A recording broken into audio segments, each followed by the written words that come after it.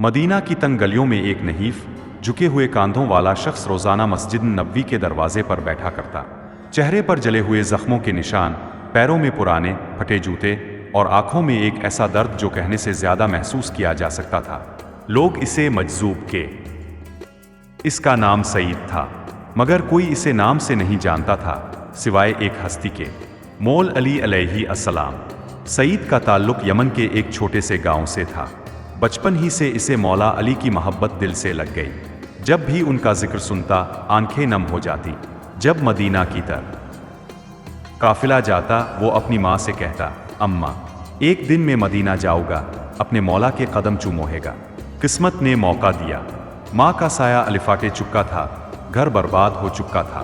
اس نے وہی خاکی لباس پہنا، پرانے جوتے اور مدینہ کی جانب پیدل سفر شروع کیا۔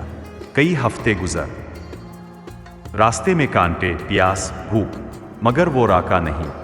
جب مدینہ پہنچا تو سب سے پہلا سوال یہ کیا، مولا علی کہاں ہیں؟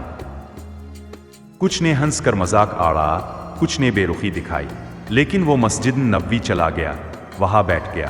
کئی دن وہیں گزارے، بھوکا پیاسا، صرف اس امید پر کہ مولا آئیں گے۔ پھر ایک دن دروازہ کھلا اور ایک ناوری سی روشنی آئی۔ امام داخل ہوئے۔ لوگ سلام کر رہے تھے، مگر سعید کی حالت عجیب تھی۔ وہ نہ اٹھا، نہ کچھ کہا، بس نم آنکھوں سے دیکھتا رہا۔ مولا نے اسے دیکھا، راک گئے، قدم آگے بڑھائے اور پوچھا، کیا تاؤ مجھے پہچانتا ہے؟ سعید نے سسکیاں لیتے ہوئے کہا، میں وہ ہوں جو ہر رات آپ کی زیارت خوابوں میں کرتا تھا اور آج آنکھوں سے دیکھنے آیا ہوں، علی۔ مولا نے اسے سینے سے لگا لیا، کہا،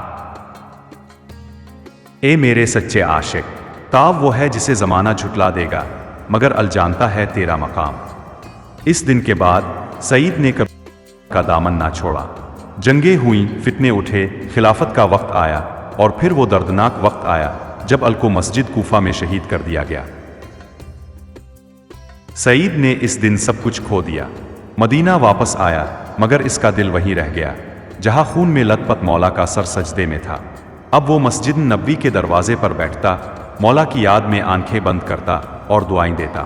لوگ پاگل سمجھتے، مگر وہ جانتا تھا کہ اس کی محبت کیا تھی۔ ایک دن جب اس کا وقت قریب آیا، اس نے آسمان کی طرف دیکھا اور کہا، علی، میں آ رہا ہوں اس وعدے کو پورا کرنے جو خواب میں اب سے کیا تھا۔ مسجد کے دروازے پر ہی اس کی روح پرواز کر گئی۔ لوگوں نے لاش کو پہچانا تک نہیں، دفنا دیا۔ لیکن جب رات آئی، مسجد کے دروازے پر ایک نور اترا۔ کچھ نے دیکھا، کچھ نہ دیکھ سکے، مگر اگلی صبح ایک بزرگ نے قسم کھا کر کہا، میں نے ال کو دیکھا، اس مجذوب کے قدموں میں کھڑے رو رہے تھے، فرما رہے تھے، میرا غلام آج میرے پاس آ گیا اور زمانہ اسے نہ پہچان سکا۔